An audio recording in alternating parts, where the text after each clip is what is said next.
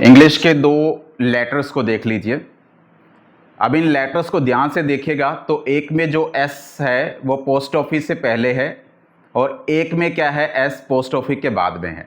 यानी कि एक पढ़ा जाता है पोस्ट ऑफिस एस, दूसरा है एस अपोस्ट्रोफी।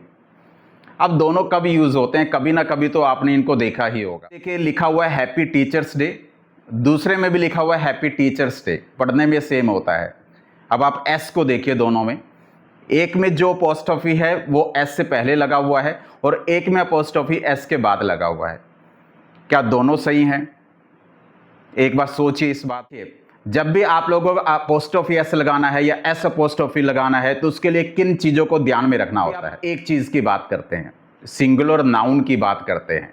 मैं एक लड़के की बात कर रहा हूँ, मैं एक लड़की की बात कर रहा हूँ, मैं एक इंसान की बात कर रहा हूँ। तो यहाँ पर जब हम लोग एस का यूज़ करते हैं तो इनको दिखाने के लिए हम लोग यहाँ पर अपोस्ट्रोफी एस का यूज़ करते हैं।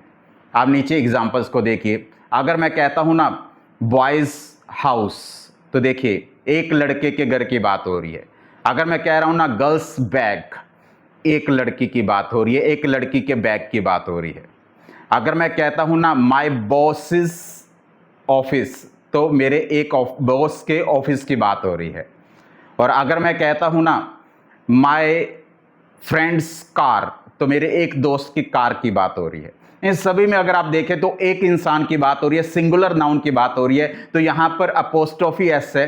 अगर आप जानना चाहें कि एस के बाद अपोस्ट्रोफी कब लगेगा तो इस बात को समझ लीजिए, जब भी आप लोग रेगुलर प्लूरल की बात करते हैं ना, जैसे कि बॉयज बहुत सारे लड़कों की बात, गर्ल्स बहुत सारी लड़कियों की बात, टीचर्स बहुत सारे टीचर्स की बात, तो यहां पर जो एस होता है उसके बाद अपोस्ट्रोफी।